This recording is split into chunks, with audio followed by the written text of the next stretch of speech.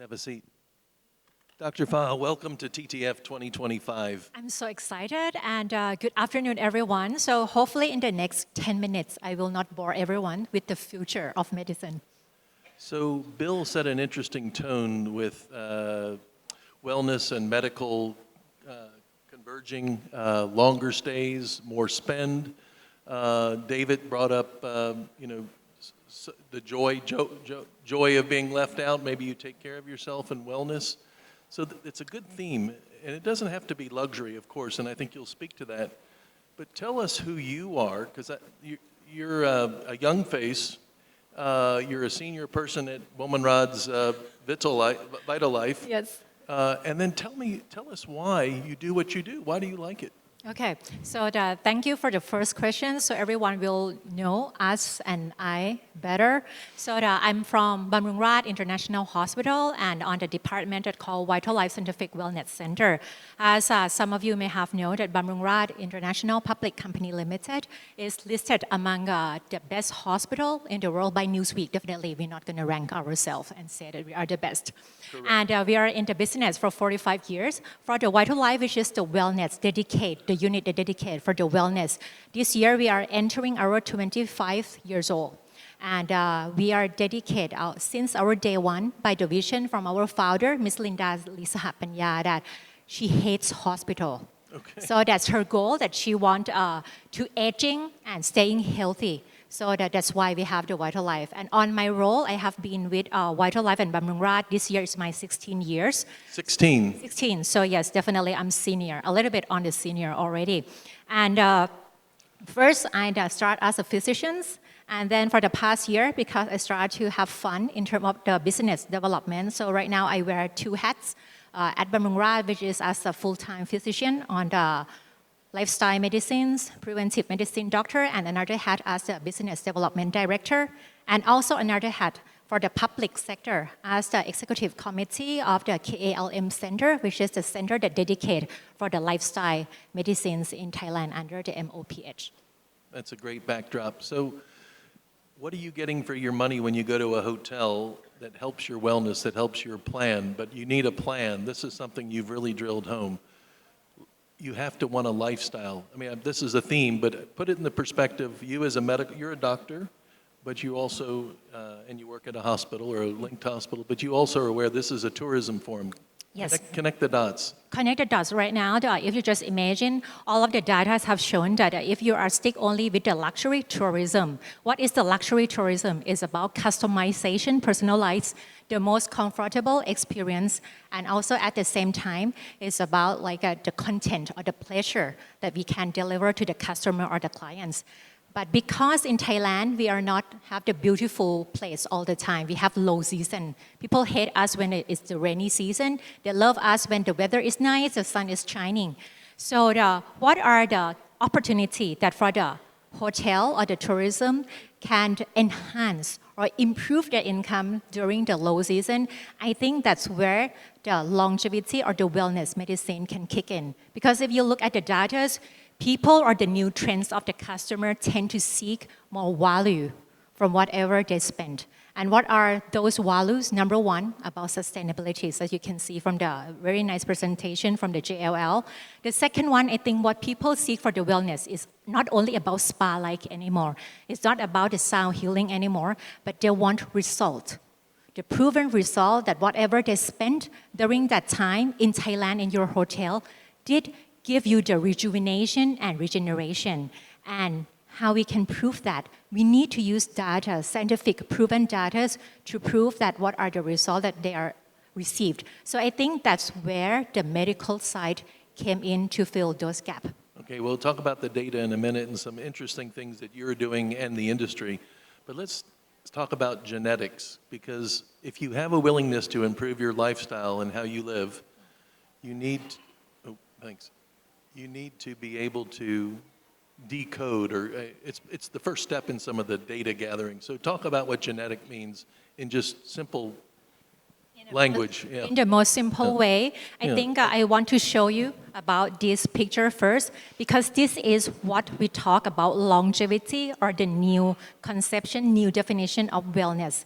is not about to help people live forever. Because actually we know that this is not the first time in the humankind that we try to search for the elixir for immortality. Start from the Gilgamesh in Mesopotamia, Xin Huangdi in China, and also like many, many more.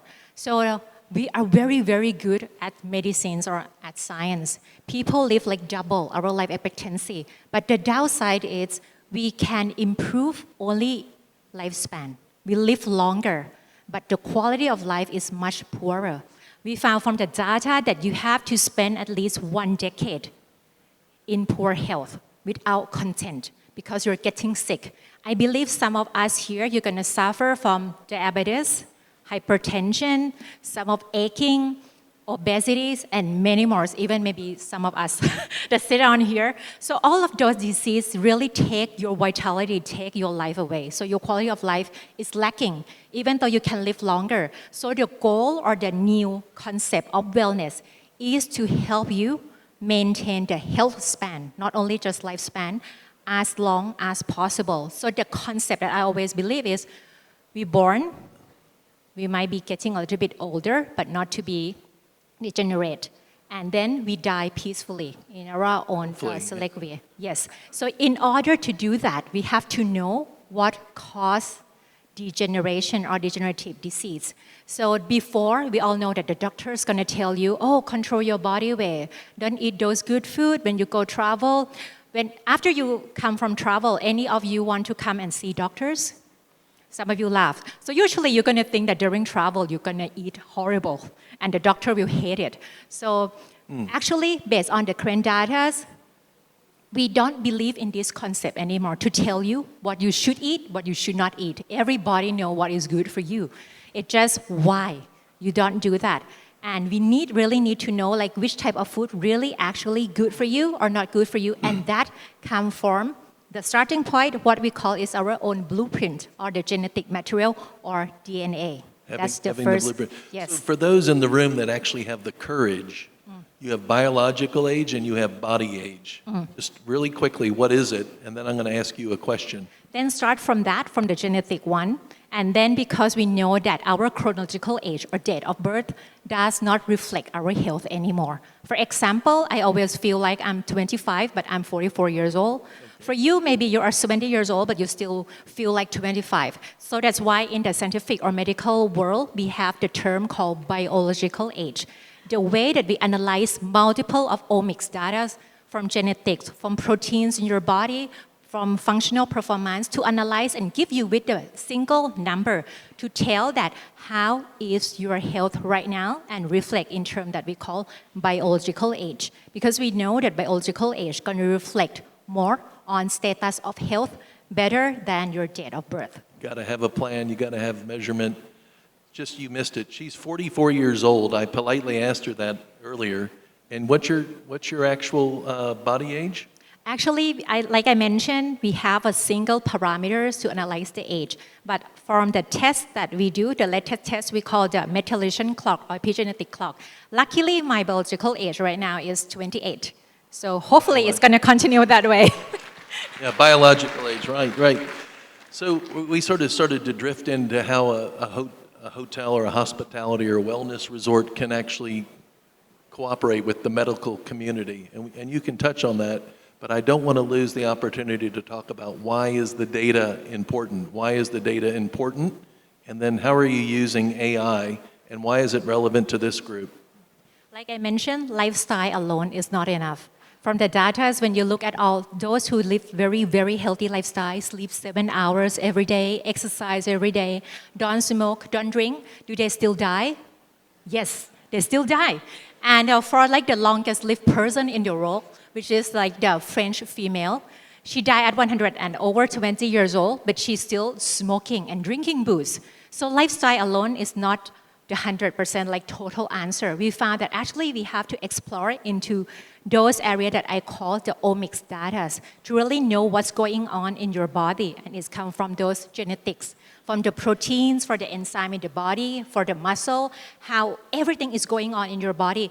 That's why data is very, very important. Because when we see the whole picture, then we know where your health are, then we can help you plan the program or intervention that really effective for you.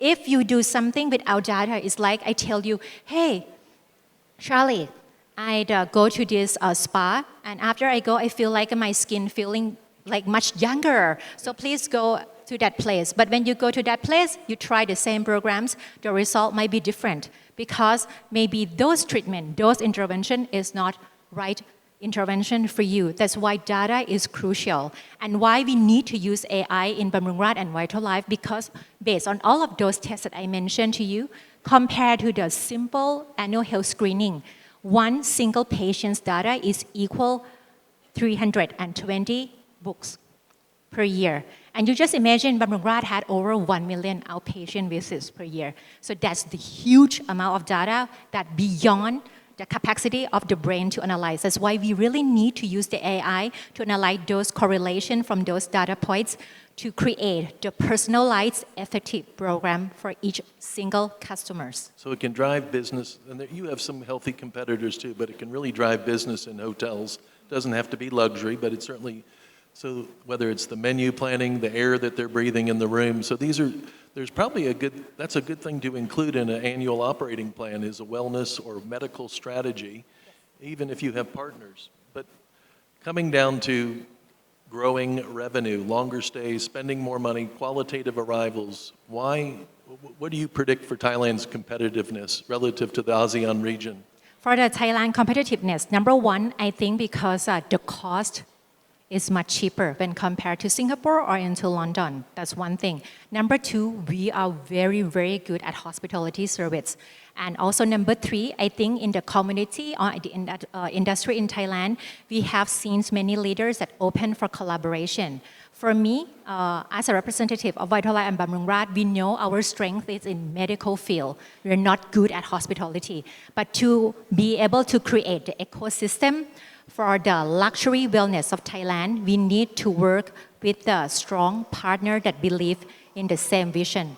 Good. And affordability. Thailand's Yes. more affordable. Yes. This is the pivot, wellness to longevity. Please thank Dr. Phan. Thank you, Ka. Thanks.